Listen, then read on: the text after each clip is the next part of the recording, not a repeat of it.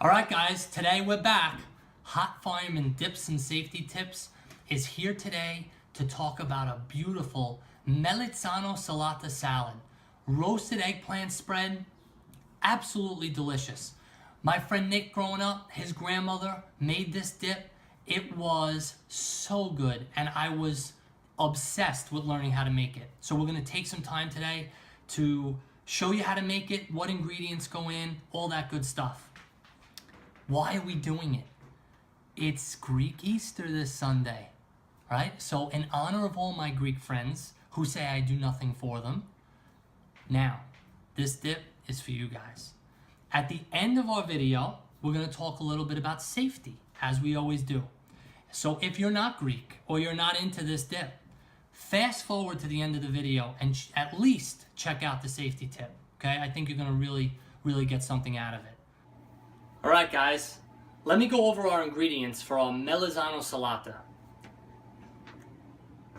Today we're going to use some eggplant, and that's going to be the base of our dip. Some Roma tomatoes, some garlic, some lemon juice, some fresh dill, some fresh flat leaf parsley, some scallion, some good quality olive oil, some sea salt, and most importantly, the vehicle in which we're going to consume our dip today, a nice piece of Italian bread that we're going to put some olive oil on and grill right on the stove. Alright guys, so with our Melitzanosalata today, we start by piercing the eggplant. And we do that because when we put it in the oven to roast, to get that eggplant nice and soft inside, the eggplant can actually explode if you don't give it a couple of really good slits to let that steam come out. And it's not a lot, it's just, you know, 1.5 inches, pierce that eggplant, and that's all. Right guys, we're gonna take our eggplant that we've pierced, I'm gonna set them on a tray, and we're gonna get them in our oven. We're gonna roast them. Right? I love roasted vegetables.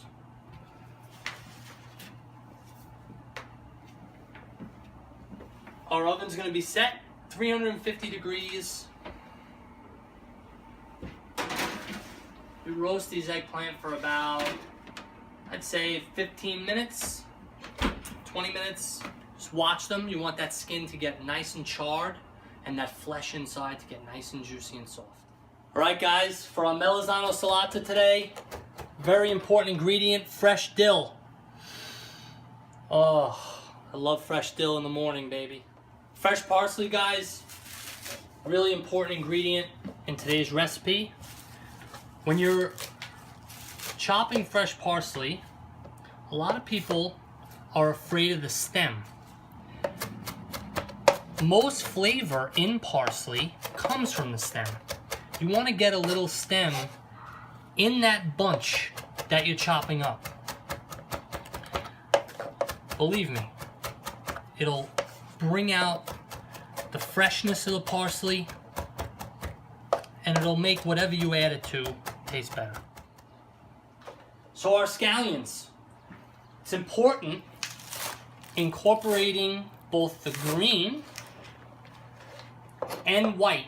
We're going to get rid of that tail, and we're going to incorporate the green and white part of our scallion today. Both give a little bit of a different flavor and texture, obviously. The white part being crispier, give it more of a crunch. We're going to chop this up right around 2-3 tablespoons, and we'll have our ingredients listed today, guys, underneath the video. Alright guys, garlic today in our Melitzanosalata. How do you know that you are actually buying fresh garlic at the store? Most important thing, take a look at the garlic head. The skin should be really tight, no cracks. And when you pull that clove out of the garlic, the skin should be nice and tight to the clove. And when you crack that garlic, Look at that juice. Beautiful. And we want to make sure that, see how that skin sticks to the garlic? That's fresh, right? This is an example of what not to buy. See that crack? That's the start, right? We want to try to avoid that whenever you can. The tomatoes for this recipe require us to peel and chop and take the seeds out of the tomato. What's the fastest way we can do that? We apply a score to the tomato and then take a set of tongs and we're going to put the tomato in boiling water. The French technical term for this is called making a concassé. And what that is it basically heats the tomato up just enough to allow the skin to peel away from the tomato, doing the work for you. And then after you remove it from the boiling water, it's in there for about 20 seconds or so. You then put it in the ice bath. All right, so it looks like our tomato is ready. We're gonna pull it out of that boiling water, set it in our ice bath, and what this is gonna do, it's gonna make it a lot easier for us to peel and de-seed that tomato, and we're gonna chop up and be ready to include that into our Melitzanosalata. All right, so pulling it from our ice bath, you'll see how easy. Look at this, the skin is just falling off, right? And for me, I don't know about you, I personally am out on tomato skin. Lemons. A lot of people don't know this. Rolling the lemon. What is that going to do for you? It's going to bring that juice forward. So when you juice the lemon, a lot more juice will come out. You get the most out of each lemon. And it's softer and easier to squeeze.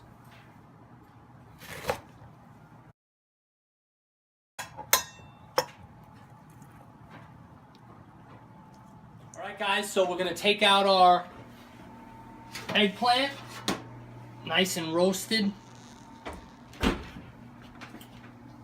That skin gets real crisp and the eggplant gets really, really soft. So our eggplant is out of the oven. And what we want to do, you got to be careful, it could be hot, especially inside. Don't let that skin fool you. Sometimes the skin can be cool and the outside will be boiling hot. I'm going to cut it right down the middle. Okay. And we're going to then take our eggplant, open it up. Nice, nice. Right, and all that flesh we're going to then take and put in our colander. Fork, best tool. My friend's old Greek grandmother used to use a fork, and I just followed suit. And you want to take that flesh and get all that flesh down to the skin into the colander.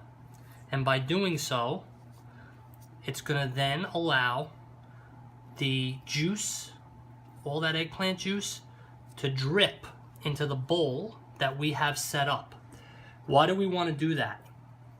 Because at the end of our dip, when we mix all the ingredients together, if the dip appears to be a little too dry, we're going to then take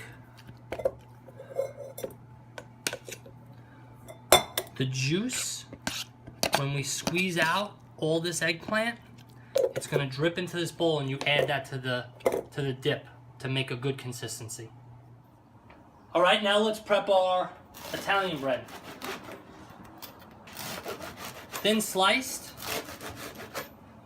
I'll take 3 for now. Lay them out. I'm going to take a little olive oil, brush it on. All right, and this bread is so mesmerizing. Let me thank Royal Crown for their delicious bread here in Brooklyn. If you're ever in Brooklyn, definitely go get some Italian bread at Royal Crown. A little bit of kosher salt for some flavor. All right, don't jazz it up too much. And then we're going to place them right on our grill pan. This grill pan is actually, look at that face. Face only a mother could love. Emerald Lagasse, thank you very much for your grill pan living in Brooklyn. It's tough to have a grill living in an apartment. It does wonders. All right, guys, it's that time. We're gonna mix all our ingredients together. It's my favorite time when I cook. You see all the hard work come together. We'll take a large mixing bowl. This is our roasted eggplant that I finely chopped once we took it out of the oven. Okay, and get it all in there. And then we're gonna just mix our ingredients that we have prepped. Fresh garlic, some fresh dill, parsley, scallion. I'm gonna go a little lighter on the scallion. I'm gonna eyeball that. Always eyeball. You know, when I cook, I go off the ingredients, but a lot of times I wanna eyeball it. If you have a preference, this is all lemon juice. If you have a preference for a particular flavor, doesn't mean that you have to use olive oil.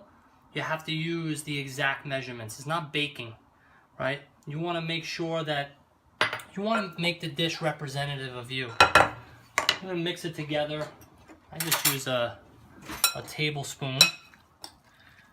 I'm gonna mix this up.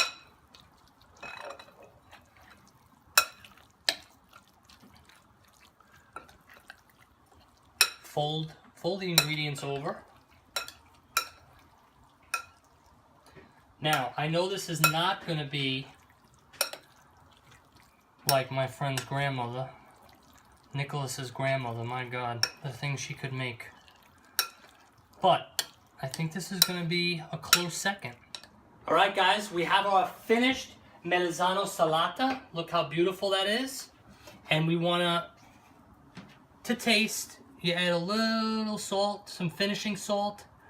And if you need a little more salt, it's okay. Add it and mix it up. And voila. Salute, guys. All right, guys, so today we made a beautiful Melitzanosalata salad. It's a roasted eggplant with some fresh herbs and veggies. Came out delicious. But I want to take some time to talk about safety. If you watched our video, you saw how much prep went into this dip. We chopped a lot. What comes with chopping? Knife injuries.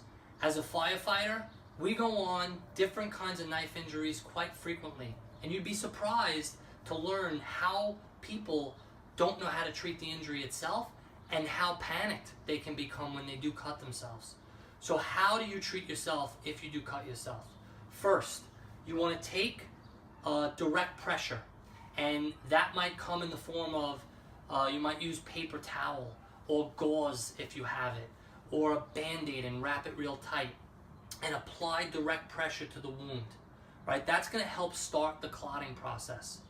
The second thing you can do is elevate the injury, right? And what that's gonna do is it's going to decrease blood flow to the injury site, okay? Most importantly, if you have an injury of such severity, maybe you cut yourself and you rinse it under water and see the wound is so big that you're going to lose a lot of blood very quickly. You might become faint. Sit down, call 911, have firefighters like myself or EMS personnel come to the scene and treat the injury and get it properly looked at. That's it for today, guys. I hope you enjoyed today's episode. If you did, give us a like on YouTube. Subscribe to the channel. We'll have more coming soon. As they say in Brooklyn, guys, it's proper.